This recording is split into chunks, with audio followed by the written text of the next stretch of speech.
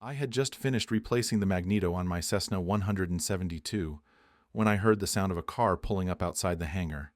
I turned around, glanced over, and immediately recognized who it was. I muttered under my breath, "Damn it! How on earth did she find me?" Sitting in the car was my wife, Antonia. It had been over a year since I last saw her, and I had hoped to never see her again. She remained in the car for a moment, staring at the runway, seemingly gathering the nerve to get out. Eventually, the door creaked open, and she stepped out, making her way toward the office. I hadn't spoken to her in a year, and though it seemed inevitable now, I wasn't ready to face her just yet. Ignoring her for a bit longer, I used the tow buddy to pull the Cessna out of the hangar. I climbed into the cockpit, started the engine, and taxied to the takeoff pad. After a thorough systems check, I briefly entertained the idea of calling the tower for clearance to taxi to an active runway and just taking off. But it wasn't my plane, and the thought of ending up in jail just to avoid talking to Tony wasn't appealing. Reluctantly, I left the takeoff pad and taxied back to the tie-down area next to the hangar. I secured the plane, tying it down before heading back to the hangar. My thoughts were less about how she had found me and more about why she had even bothered. There was nothing here for her. The note I left on the kitchen table the day I walked out should have made it clear that I was done and why. I first met Antonia Piper in 7th grade. My family had just moved to town after my father was promoted to manager and given control of the local plant following the previous manager's sudden death in a car accident. I resented the move, leaving behind all my friends to come to a place where I didn't know a single person. But that resentment quickly faded the moment I laid eyes on Tony. People say you can't really fall in love at 13, that it's just puppy love, and that you'll experience it a few more times before you know what real love is. All I know is that I fell hard for Tony, and I stayed in love with her until the day I found out she was cheating. There was just one small hitch. While I was completely infatuated with Tony, she saw me as nothing more than another classmate. I asked her out countless times in 7th grade, twice as many in 8th, and several more in 9th, but it never went anywhere. That all changed in 10th grade. The summer before my sophomore year, I turned 18, and my grandparents, ever so kind, pooled together to gift me a car for my birthday. It was a decade old, but they had a mechanic go over it to ensure it was in good shape before handing over the keys. 18 years old and still in 10th grade? Yeah, I was a sickly kid and didn't start kindergarten until I was 7, and a burst appendix had me repeating 8th grade. But entering 10th grade, I was the only one in my class with a car. While others would get their cars later, for a good 10 months, I had the only set of wheels among my peers. In our town, having a car was a big deal. It meant you could take a girl to the movies without relying on anyone else. Suddenly, Tony was much more receptive to my advances. After a few dates, we shared our first kiss at the movies, and later in the car when I dropped her off at home. I asked her to be my steady girlfriend, and she agreed. For 3.5 months, everything seemed perfect. Then, one Thursday at lunch in the school cafeteria, I asked what she wanted to do on Friday. She turned away from me and said she already had plans with Roger Wilson. "Why, Tony, I thought we were good," I asked, feeling a knot tighten in my chest. She just looked away, offering no explanation. I stood up and walked away, leaving her sitting there, staring at my untouched lunch. I might have been obsessed with Tony, but I wasn't completely clueless. It didn't take a genius to figure out what was going on with Roger Wilson. He was the second guy in our 10th grade class to get a car, but his was a brand new Mustang convertible, courtesy of his dad, who owned the local Ford dealership. I watched them together and couldn't help but feel sorry for myself. Roger was someone I already didn't like. He was an arrogant jerk who thought he was better than everyone else because his family had money. Even though I couldn't stand him, I kept things civil until that day at soccer practice when I hit him during a scrimmage. He got up, sneered, and said, "Don't be mad at me just because you can't keep your girl." I was a split second away from decking him, but managed to hold back. If I lost my cool, I'd be kicked off the team, and I loved soccer too much to risk that. So I just turned and walked away. It was a smart move because it kept me on the team, but it also backfired. Roger took my silence as a sign that I was scared of him. Avoiding him to keep from losing my temper only made things worse, convincing him I was afraid. But then Roger screwed up and got himself grounded. That weekend, there was an Elvis movie playing at the theater. During lunch, Tony came up to me and asked if she could join me. I wasn't about to say no. "Why didn't you call me?" I asked, surprised. "Why would I? You walked out on me," she replied. "No, you left before I had a chance to explain," I shot back. "Explain?" she repeated, her tone softer now. "Yeah, Brian, I didn't break up with you. I dated Roger before I met you, and during that time, he made me promise that when he got a car, I'd be the first to ride in it with him. When he got his car, he reminded me of that promise. I didn't want to go, but a promise is a promise. It was supposed to be just one date, but you walked out before I could explain. After that, you started avoiding me. But I'm free this weekend. Hint, hint. I've said before that I'm not an idiot, but I've also mentioned how fixated I was on Tony, right? So I picked her up at 6 and we headed to the movies. It was a double feature. The first was a Western with the Randolph Scott. During intermission, we ended up having sex, and then we watched Elvis do his thing in Hawaii. I dropped her off near her house, and we made out in the car for half an hour. The next day, we went to Skate City, and after another round of making out, I took her home.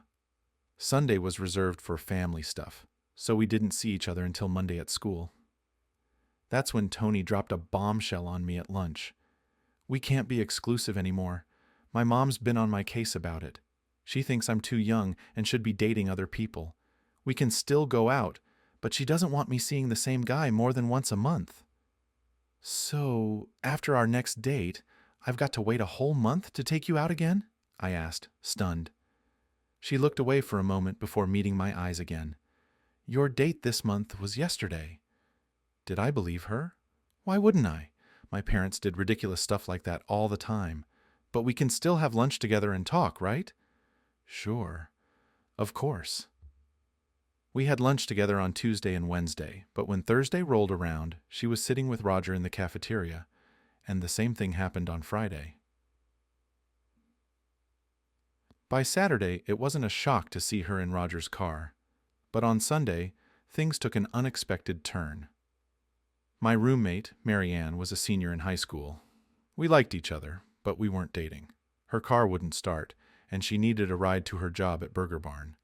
I agreed to help her out and dropped her off at work. As I was about to head back, I decided to stop inside for a milkshake. Just as I got out of the car, who do I see but Roger Wilson, swaggering out of the building. He spotted me, took a few steps in my direction, and said, "Hey, asshole, thanks for looking after my girl while I was grounded," Roger sneered. "Glad I could help," I shot back, keeping my tone even. Tony smiled at me, giving a little wink. Before I could say anything else, Max, the owner, stepped in. "I don't care who started it. Take your crap somewhere else. I don't need it in my parking lot." Roger and Tony turned away, leaving me standing there. It didn't escape my notice that Tony's mom's one-date-a-month rule didn't seem to apply to Roger. I saw them together again the following weekend. Looking back, I knew I was being played, but at the time, I was too focused on Antonia Piper to care. A little over a month later, I was sitting in the school cafeteria when Tony approached and asked if she could sit with me. I nodded, and she took a seat. "Why didn't you call me?" she asked. "Call you? Why?" "It's been a month. I can date you again." "Has it really been a whole month?" I replied, feigning surprise. As I looked at her, I wondered if she genuinely hadn't noticed that I'd seen her with Roger 3 out of the last 4 weekends. Maybe I was foolishly fixated on this girl, but I was still curious about the game she was playing. Whatever it was, I decided to play along. If 1 weekend a month was all I could get, I was going to take it and hope things would change for the better. But then a thought stopped me. I get 1 weekend a month, right? A whole weekend? She hesitated, lowering her eyes for a moment before looking back at me. Sorry, Brian, but Mom's rule is one date, not one weekend. That was it. Even though I'd been blindly stupid about this girl, I knew I couldn't keep letting her string me along. I glanced at my watch and said, I've got to run or I'll be late for class. I stood up and she quickly asked, What about our date? There's nothing good at the drive-in and the arcade's closed for renovations. I'll wait for a better time, I said and walked away, leaving her sitting there with a stunned expression. There were other girls in my class interested in the guy with the car, so when I fell under Tony's one date a month rule, I started looking around. I don't know if Tony noticed who I was with as much as I noticed her and Roger, but if she did, she would have seen me with half a dozen other girls, some more than once, at the arcade, Skate City, the movies, and mini-golfing at the Piedmont. She might have even caught me making out with one of them at the theater. Who knows? But it felt like the gods were finally on my side. One day, I had a study hour before my last class, which we were allowed to spend in the library. I was at my desk when Marianne, my roommate, sat down across from me. Got any plans tonight? She asked. Nope, nothing lined up. Why? I need a favor, a big one. If I can help, you know I will. You know I'm dating Rick Spence, right?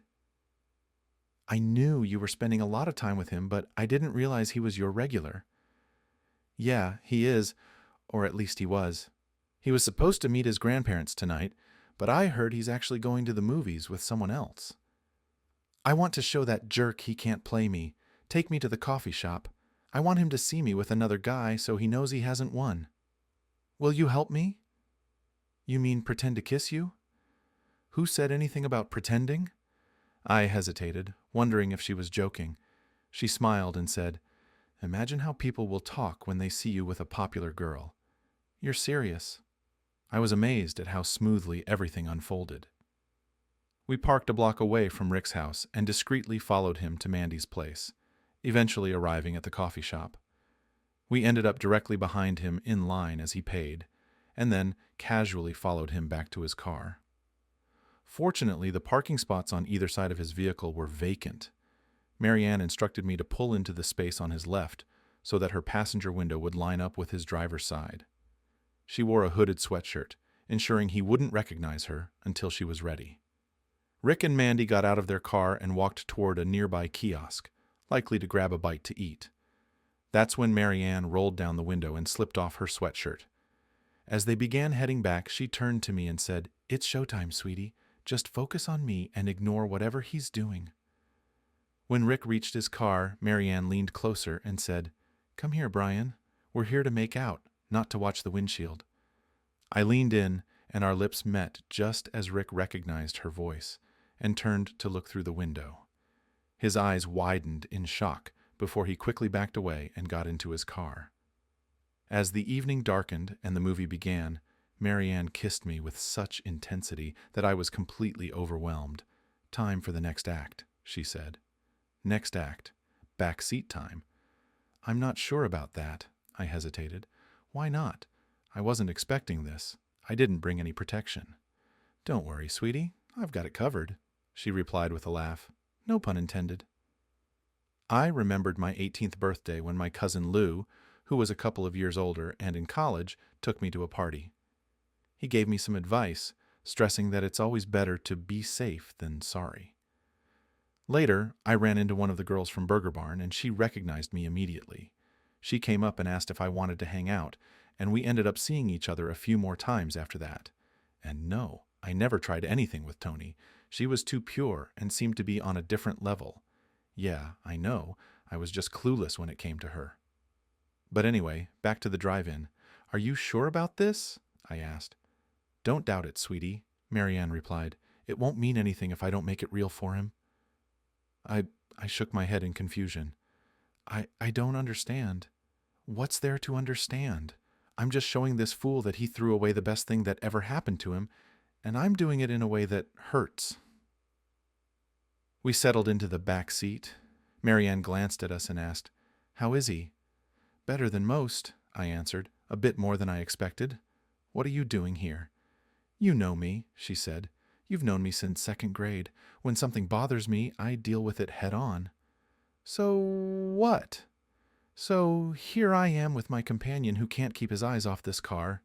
It wasn't until the interior lights came on and you moved to the back seat that I realized it was you. You know me. I don't usually get involved in friend drama, but Rick mentioned you two had a fight and broke up. I could have called you to check, but why bother lying to him? He should have known we'd be seen, and it would get to you.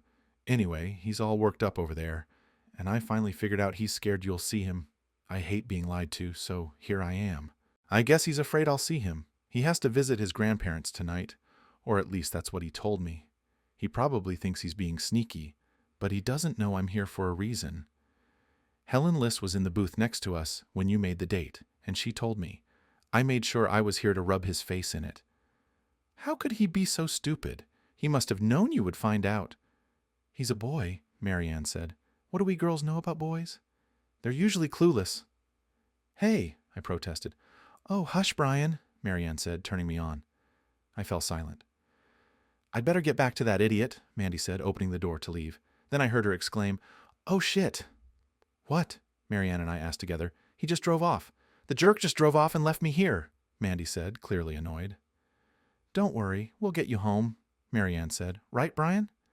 Yeah, we can do that, I confirmed. Marianne and I moved from the back seat to the front, where the girls made me sit in the middle. The movie had already started, so we settled in to watch. About half an hour later, I felt an unexpected touch and glanced down to realize it wasn't Marianne's hand. When I looked at her, she simply said, Just focus on the movie. As we continued watching, it became clear that Mandy was quite focused on making the evening memorable.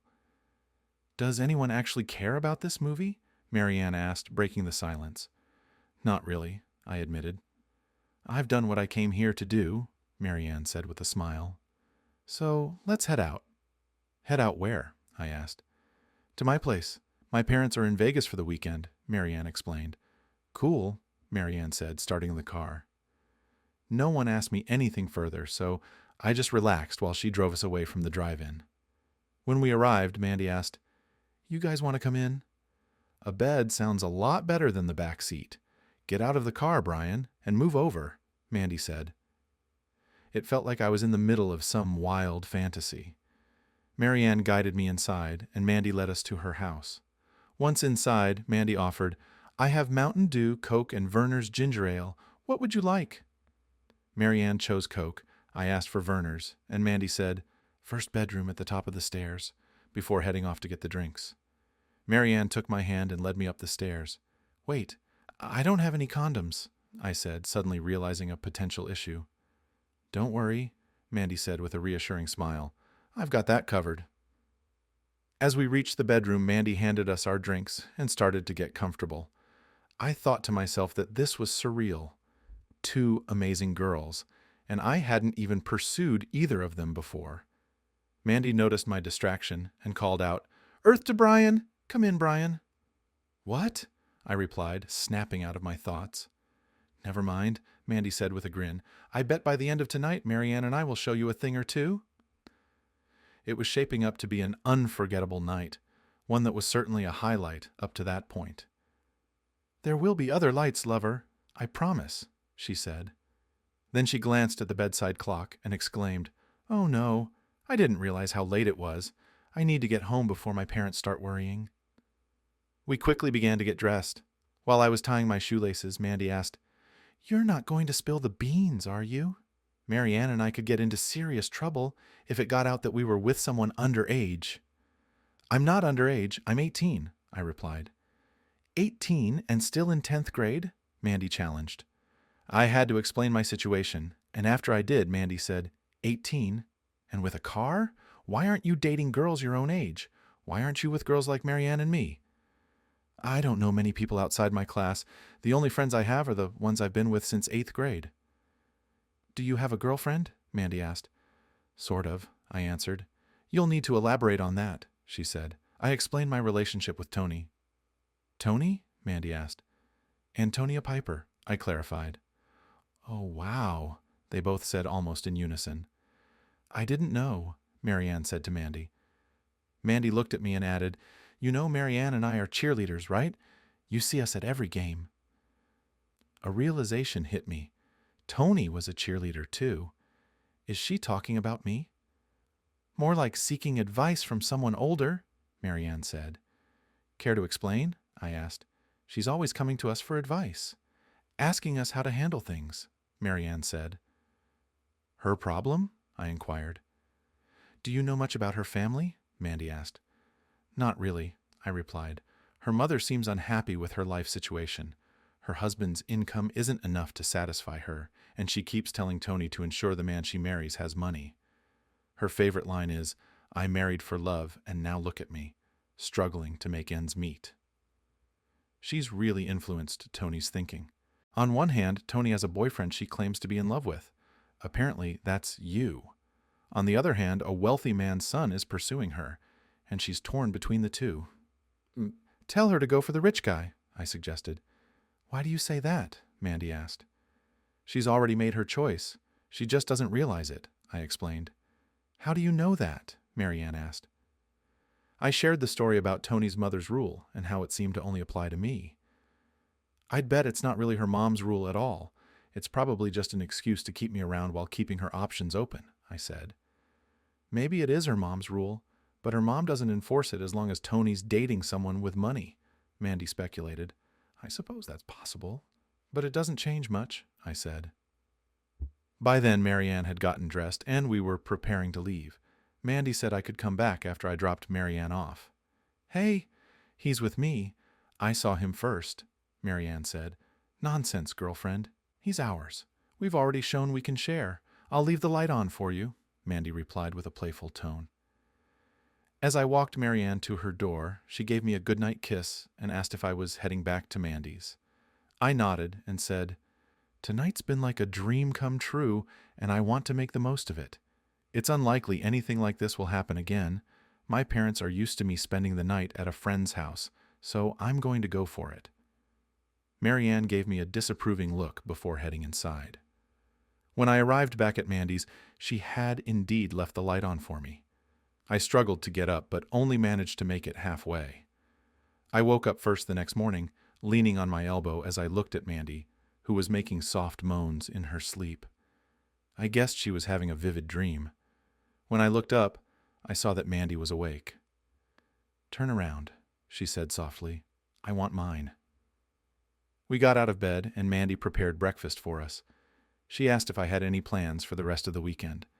I told her that, aside from letting my mom know I was okay, I didn't have any specific plans. Great. You can spend the day with me, Mandy said with a smile. We enjoyed our time together until I had to head home. As I was about to leave, Mandy mentioned a party at Pauline French's that night and asked if I could take her. I agreed and told her I'd pick her up at 7. When I arrived home, my mom informed me that Tony had called and wanted me to return her call as soon as I got in. I'm not seeing her anymore, I said. My mom raised an eyebrow, but chose not to press further. I helped with a few chores around the house, and then we sat down for dinner. During the meal, Mom asked what my plans were for the evening. I'm taking Mandy Taylor to a party, I said. Will you be coming home tonight? She asked. I'm not sure. Mandy hasn't given me many details about the party. I don't know if there will be alcohol. You know I won't drink and drive, I explained. Mom smiled and gave my hand a reassuring pat. I trust you. Just as I was about to leave to pick up Mandy, the phone rang. Mom answered and handed it to me. Hello? How could you do this to me? Tony's voice asked, sounding distressed. I'm sorry, but I can't talk right now. I need to pick up my date.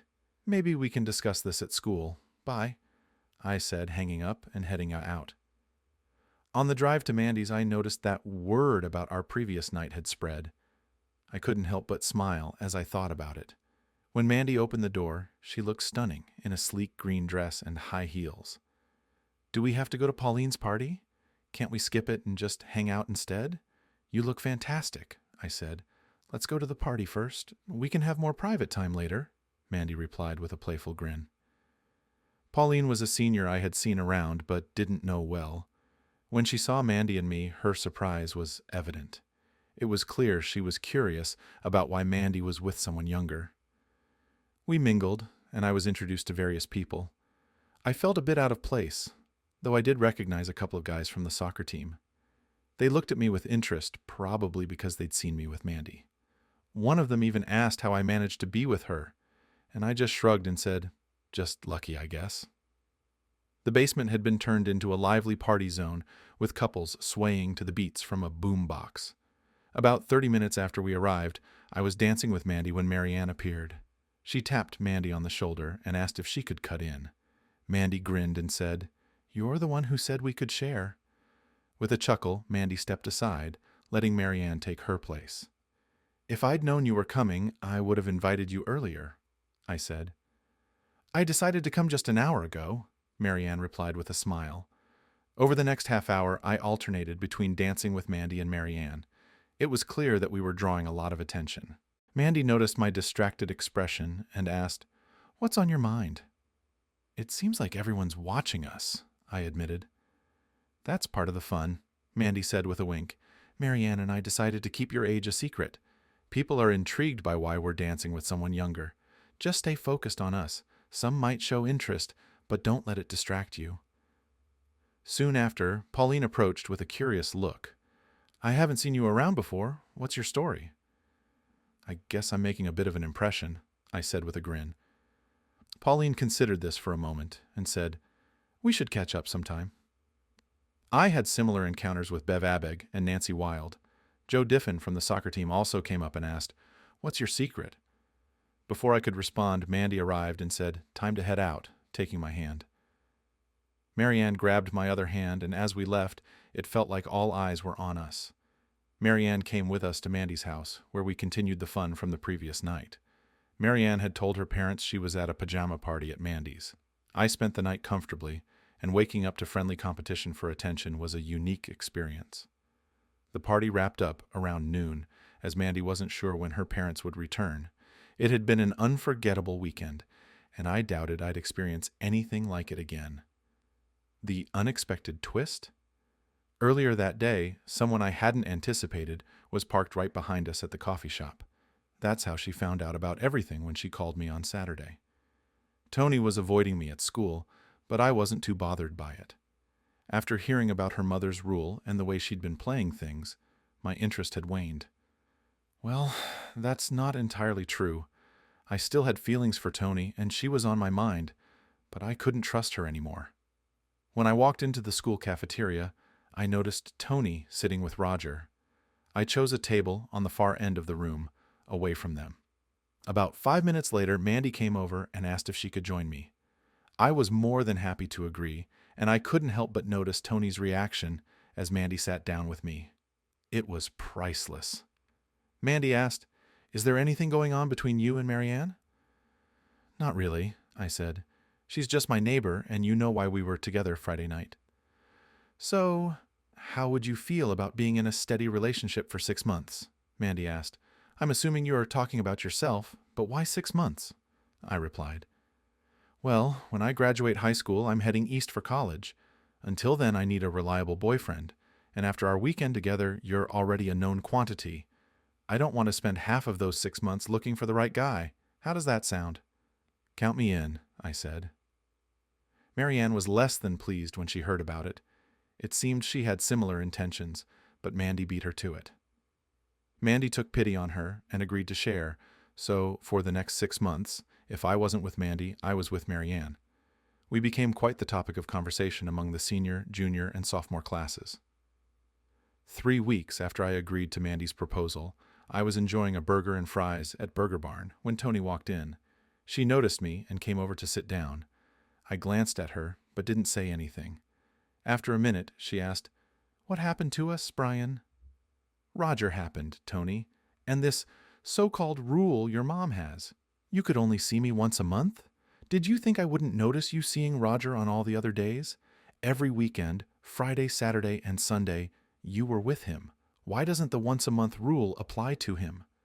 I realized you were playing some kind of game, maybe keeping me around as a backup if things didn't work out with Roger. I don't want to play that game anymore." I finished my meal, stood up, and said, "See you later," before walking away, leaving Tony looking stunned. The next day, I heard she and Roger had a big fight, and she told him to leave. I guessed her appearance at my table was an attempt to get back together. The following 6 months, which included the summer after graduation, were quite enjoyable. I spent them with Mandy and Marianne. As August came to a close, I kissed Mandy goodbye. Marianne reassured me not to be discouraged and promised that I wouldn't have to share her anymore. While that should have lifted my spirits, it didn't. I was being realistic about the situation. Marianne was staying local to attend state college, and our schedules were bound to conflict. High school and college schedules were vastly different, and my cousin was always complaining about his own class timings. I have a 9 a.m. class on Monday, then a 3-hour break before my next class at 1 p.m. After that, I have to rush from Stone Hall to the Reynolds Building for my 2 p.m. class, he explained. And oh, how he loathed those group projects that kept him in the library for hours in the evenings, arguing with his group about tasks and plans. I couldn't quite see how our schedules would mesh to keep our relationship going. As I said, I'm a realist. I knew she'd be meeting new people, many of whom would be older, and her social circle at university would be very different from the high school friends she had. To be honest, I didn't expect the relationship to last long. 6 weeks into the relationship, she told me she couldn't see me anymore because she had met someone new, and they seemed to click. I'd seen it coming, so it didn't hit me hard. I was aware that our time together wasn't meant to last forever. By the time I started 11th grade, my age had become common knowledge. As Marianne dropped me off at school, some new senior girls showed interest in me. One of them, Tanya Beckworth, approached me at lunch one day, looked me straight in the eye, and said, and just like that, I found myself in a new relationship. Speaking of relationships, Tony began 11th grade as the steady girlfriend of none other than, wait for it, Roger Wilson. I saw her around frequently and sometimes wondered about what might have been, but I kept my distance. She would occasionally strike up a conversation, but I always found a way to wrap it up quickly. My relationship with Tanya was tumultuous. We'd break up and then get back together every few weeks. One of our breaks happened around Christmas, and Mandy, who was home for the holidays, reached out to me. We reconnected and stayed together until she returned to school. A week after Mandy left, Tanya and I got back together and stayed together until she graduated and headed off to college in Texas. By the time I entered my senior year of high school, I had just turned 20. Since I didn't have classes beyond high school, I mostly dated girls I'd known since 8th grade. Having been involved with Tony, Marianne, Mandy, and Tanya, I hadn't paid much attention to these girls before. Now, as I looked around, I noticed several who seemed interesting. The problem was that most of them were in steady relationships, and I didn't want to intrude on someone else's territory. The thing is, other than Tony, I've never been great with girls. They either seemed to fall into my lap like Marianne and Mandy, or actively sought me out, like Tanya. It turns out I didn't really need to try. There must be something about me that attracts no-nonsense women. Doris Bagley was a prime example. Just like Tanya had, Doris came up to me with a direct approach. "Are you free tonight?" she asked. So Doris and I started seeing each other, and we kept that going until graduation. I noticed that Tony would often glance my way whenever she was around. A couple of times, I thought she might be about to come over and talk to me, but I always managed to make a quick exit before that could happen. Eventually, Tony disappeared from sight for a while, and I heard that her mother had passed away, so I figured she was in mourning. Graduation brought about some changes for me. Unlike many of my classmates who were heading to college, I decided to enroll in vocational school. I had always admired my Uncle Hal, who was an airplane mechanic, and I aspired to follow in his footsteps. I signed up for classes at the Wayman School of Aeronautics to prepare for the exams to become a certified airframe and propulsion mechanic through the Federal Aviation Administration. Wayman's was a full-time commitment. There were no spring breaks or summer vacations. Classes ran from 8 a.m. to 4:30 p.m. 5 days a week. Saturdays were optional. You could come into work on additional projects if you wanted. For instance, in the wood, fabric, and cloth course, we had to repair a broken wooden rib, build a small wing section, cover it with fabric, and then finish it. You might wonder why we still worked with wood and fabric when most modern planes are made from metal. The reason was that as an FAA-certified mechanic, you needed to be able to work on all types of airplanes, including those from the early days of aviation. At that time, there were still many planes like Taylorcraft, Piper Cubs, Stinsons, and Stearmans, made from wood, glue, and fabric. Saturday attendance wasn't mandatory. The 8-hour day was split between 4 hours of classroom instruction and 4 hours of hands-on practice in the workshop. If you were attentive in class and kept up with your work, you usually didn't need to come in on Saturdays. The wood, fabric, and cloth program required completion of 16 projects to earn credit for the class. One downside of Wayman's was the lack of female students interested in becoming airplane mechanics. At the time, there were only 2 girls in the school, Rita, who was in the sheet metal and welding department, and Karen, who was in the fuel systems department. Neither of them were in my class, and honestly, I didn't find myself particularly interested in them. From what I could tell, they seemed more interested in their own pursuits than in dating. I looked around and found nothing new, but then I realized Tony was back in my life. It wasn't exactly unexpected, but it felt like a twist of fate. I was at the Burger Barn, just finishing up my meal and pondering my plans for the weekend when Tony walked in. She saw me, came over, and sat down. I was about to get up and leave, but before I could, Tony said, "Have you ever made a big mistake, Brian?" "Who hasn't?" I replied. "Was it something you needed forgiveness for?" I nodded. "Did you get that forgiveness?" I nodded again. "That's exactly where I am right now, Brian. I've made a big mistake and I need forgiveness." She paused for a moment, then asked, "Can you forgive me?" "For what?" "For causing our breakup." I considered it and decided it was water under the bridge. "No problem, Tony. I forgive you." "I don't just want words, Brian. I want you to show me that you've forgiven me." "What's on your mind?" "It's Amy Beckworth's birthday tomorrow. Would you mind coming with me?" I wasn't invited.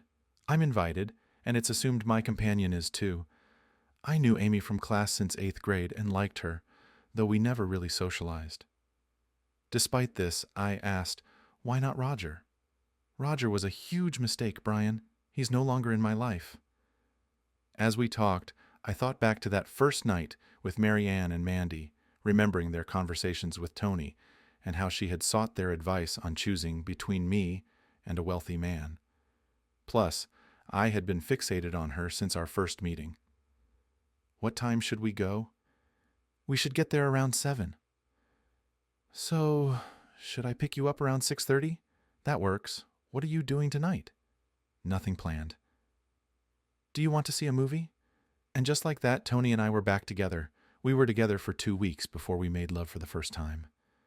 I was a bit disappointed that I wasn't her first, but she wasn't my first either, so our first time wasn't as significant as it might have been for 2 inexperienced lovers. 6 months later, I put a ring on her finger, and 3 months after passing my FAA exams and getting my A&P license, we were married. My Uncle Hal worked for an airline, and his best friend was a union steward there, which helped me land a job. It was a good job that I liked and paid well, but the downside was, with no seniority, I was stuck on the midnight shift until I could gain enough seniority to move to a different shift. The weekends were great, with Thursday and Friday off, allowing me to spend part of the weekend with Tony. Everything was going well until I hit a bump. I knew it was coming, but I had been putting it off. At that time, business at the airline usually slowed down in November and didn't pick up until March. Consequently, employees with less than 5 years of seniority, like me, were often laid off in November and not recalled until March. I received my termination notice on December 2nd. Tony and I had anticipated this possibility, so we had been saving up to cover our expenses while I looked for new work. During my time at Wayman, Tony had been taking classes at a municipal college to become a paralegal and working at Dewey, Cheatham, and Howe. With her salary and our savings, we were managing well. I also picked up a temporary job at a gas station with afternoon shifts and weekends off, which allowed me to spend time with Tony. In March, I was called back by the airline. which began a recurring pattern over the next 3 years: periods of employment, layoffs, job searches, and subsequent reemployment. One evening during a layoff period, I was working as a cab driver from 3 to 11 p.m. On a Tuesday at 9:10 p.m., after dropping off a passenger at the Alhambra Lounge, I saw Tony and Roger Wilson leaving the building. I parked my cab and watched as they walked to Roger's late-model Mustang convertible. Tony gave Roger a kiss that lingered longer than a simple greeting before they drove off. Curious, I followed them to a house on Taylor Street. I saw them enter the house, and feeling unsettled, I circled the block and managed to peek through a window. From what I could see, Tony and Roger were getting close. I didn't need to see more. It was clear what was happening. I returned to my cab, notified dispatch about a delay, and completed my shift. Rather than heading straight home, I stopped by Bud's Bar and Grill. As I sat there, reflecting on the situation, I realized that moving on was the best choice. Tony had made her decision, and I chose to respect that and focus on my own path forward. When I got back to the apartment, Tony was already asleep, which suited me just fine. I carefully avoided waking her as I got ready for bed, and after a bit of tossing and turning, I finally fell asleep. The next morning, I stayed in bed and pretended to be asleep while she got dressed for work. As soon as she left the house, I sprang into action. I packed up everything I wanted from the apartment into the U-Haul and checked into a motel across town. When Tony returned home, all she found on the kitchen table was a note. I followed you to 1347 Taylor last night and saw you and Roger on the couch through the window. Good luck with your new man. I had left my wedding ring on top of the note, a clear signal of my departure. I also went to the bank and closed all our accounts, checking, savings, and a house fund where we had been saving for a down payment. With no credit cards to cancel, that was one less task. The aviation community has its own newspaper, published by Trade a Plane, which features classifieds for aviation jobs and equipment. I went to the airport and stopped by Reed Aviation, where Chuck Reed, a Beechcraft dealer, always kept a few copies of the newspaper in the customer lounge. While browsing the job listings, Chuck spotted me and came over. "What are you looking for?" he asked. "A job, somewhere far away from here so I don't run into my ex," I replied. "How far away are you thinking?" "I don't really care." "Maybe Georgia?" he suggested. "I don't know. I've never been there." "My brother Sam is a Cessna dealer in Albany. He's always complaining about finding reliable mechanics. If you're interested, I can give him a call." So here I am in Albany, Georgia, a place I never expected to see Tony. I walked into the hangar, went to my toolbox, and began putting away the tools I had used on the 172nd airplane when Sam approached me. "Someone's here to see you," Sam said. "Any chance you could tell her you fired me last week and don't know where I went?" I asked. "She knows you're here. Besides, why would you want to avoid her? She's a real catch." "She's the ex I moved here to escape from. Does that mean I'm going to lose you?" "No, if she found me here, she'll find me elsewhere." When I entered the customer waiting area, Tony stood up, her face brightening with a smile as she opened her arms for a hug. I moved to put a table between us and asked, "What are you doing here?" Her smile faltered, and she said, "I came to find my husband and tell him some things he needs to know." "I already know everything I need to know. That's why I left. I'm sure you remember that." "Can we go somewhere and talk?" Tony asked. "I don't think so," I replied. "I have 2 jobs to finish today and need to get back to them." "Maybe when you're done?" I was about to say no, but then I decided it would be easier to hear her out and hope she'd move on. "I get off at 6. Meet me here, and then follow me to a quiet restaurant in town." "Can't we just go to your place?" "I don't think Alicia would appreciate that." "Alicia? My steady girlfriend." Alicia wasn't actually there, but Tony didn't need to know that. She frowned, clearly annoyed. "Great, I'll meet you back here at 6. At 6, she was there, and we drove to Carl's Cafe together. We settled into a booth at the back, and after Susan took our drink orders, I said, "Okay, Tony, go ahead and say what you need to." "I'm here to reclaim my husband," she said. I stopped being your husband the night at 1347 Taylor. But why? You saw nothing happened.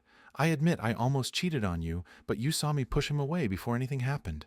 I hailed a cab outside, hoping it wasn't you who picked me up. Looking back, I wish it had been you. If you had come, we'd have had to talk about why I was there, and maybe you wouldn't have left me. I started to get up, but her words stopped me. I knew she had seen me watching through the window and assumed I'd seen everything. Maybe she had left before things got worse, but she was there from the beginning. Could she be telling the truth? And how does that change anything? I asked.